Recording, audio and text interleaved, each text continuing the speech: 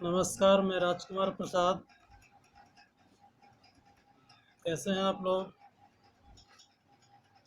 इस कोरोना काल में आप सुरक्षित रहें जहाँ भी रहें, और साथ साथ स्टडी भी करते रहें।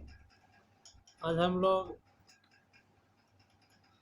मानव भूगोल अर्थात 12 का कुछ पाठ्यक्रम का शुरुआत करने जा रहे हैं। तो फर्स्ट ऑफ ऑल हम लोग चर्चा करेंगे डिटर्मिनिज्म, नियतिवाद। इसी टॉपिक पर आज हम लोग चर्चा करेंगे। नियतिवाद क्या है, या डिस्क्राइब द डिटर्मिनिज्म, नियतिवाद का वर्णन करें। नियतिवाद को निश्चयवाद भी कहा जाता है, इसे प्रकृतिवाद भी कहा जाता है, इंग्लिश में डिटर्मिनिज्म, नियति। इसे हम कई नामों से जानते हैं। फर्स्ट ऑफ ऑल हम लोग जाने नियतिवाद है क्या। तो नियतिवाद मानव भूगोल का एक विचारधारा है। इस विचारधारा के अंतर्गत प्रकृति की प्रधानता को स्वीकार किया है, अर्थात हमारे सभी क्रियाकलापों पर, प्राथमिक क्रियाकलाप, द्वितीय क्रियाकलाप, तृतीय क्रियाकलाप, चतुर्थ क्रियाकलाप, पंचम क्रियाकलाप, यानी जो भी हमारे क्रियाकलाप है, सभी क्रियाकलापों पर प्रकृति का प्रभाव रहता है। अर्थात प्रकृति के द्वारा हम नियंत्रित होते हैं, प्रकृति के द्वारा हम कंट्रोल होते हैं। कुछ विद्वान ने तो यहाँ तक कह दिया है कि मानव प्रकृति का दास है, मानव प्रकृति का गुलाम है।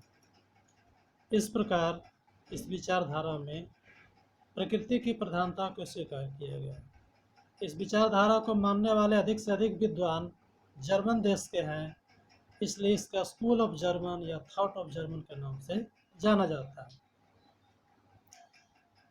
इस विचारधारा का समर्थक मुख्य रूप से फ्रेडरिक रेडजल, कुमारी चर्चिल एलन सेम्पुल, ईसा बोमेन, जीन बोदिन आदि कई विद्वान हैं जो इस विचारधारा का समर्थन करते हैं, इस विचारधारा का सपोर्ट करते हैं।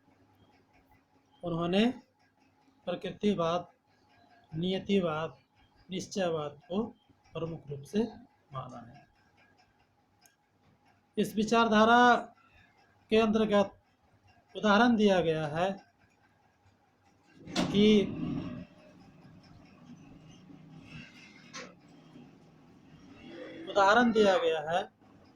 कि दुनिया में सभी जगह एक जैसे वनस्पति नहीं है। कहीं सदाबहार वन है, तो कहीं पतझड़ वन है, तो कहीं